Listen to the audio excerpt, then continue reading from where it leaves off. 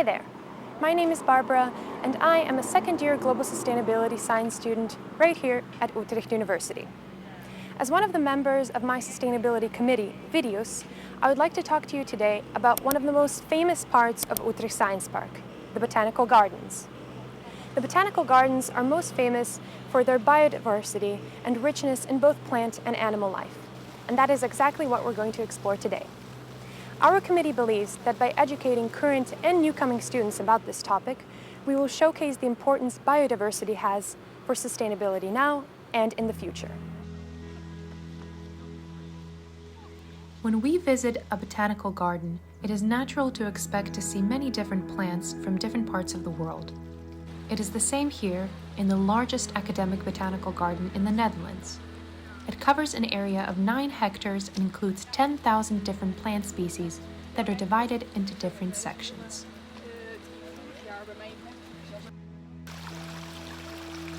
So, here we are at our first destination of the day, the Rock Garden. Situated at 12 meters, it is one of Europe's largest rock gardens ever.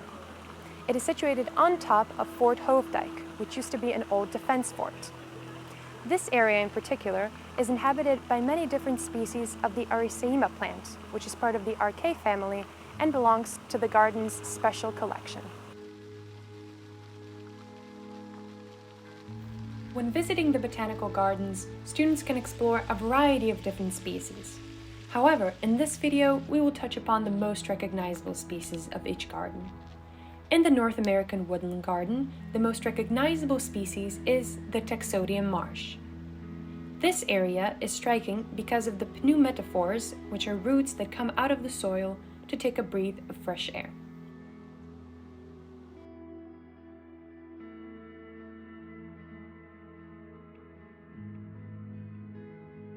And here we are at the bamboo walk.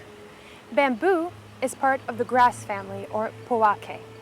What I really like about bamboo is that today you can use it for virtually anything, from creating clothes, for eating, for musical instruments, for construction work, which means it is a very sustainable and versatile product. But what I was particularly interested in were the experiences of observing plants and their reaction to climate change. I talked about it with Dr. Gijs Steur, who is in charge of the Evolution Garden, Discovery Garden, and the Rock Garden. I think we have multiple important aspects which are really relevant for climate change. So, for example, of course, most botanic gardens feature a very large collection of plants, and in those collections are plants adapted to multiple types of environments. So, for instance, in our case, we have alpine plants, which of course are very adapted to cold conditions, but also drought conditions, because high in the mountains, often water availability is very scarce. So these plants in the rock garden are very well drought adapted. So as the climate in the Netherlands becomes drier, potentially some of the species that are growing in our alpine garden actually feature in cities as a potential well drought adapted plant.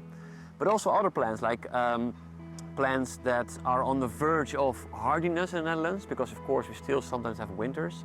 And there are these plants from the Mediterranean areas that they can take some of the lower temperatures, but they cannot stand cold. If climate change continues as it's going, perhaps we will lose our very cold winters, and then many other plants will become available as potential plant species we can use in our gardens in the city, and in that sense increase the biodiversity and habitat for other kinds of biodiversity. So those are two major examples of how the collection of botanic gardens can be very interesting in adaptation for climate change. And besides that, of course, we also feature many trees. And of course, trees in general, I mean, they store carbon, but they provide shade, they purify the air. So I think in that sense, it's a no-brainer. I think we should plant many more trees in the Netherlands, especially in our cities.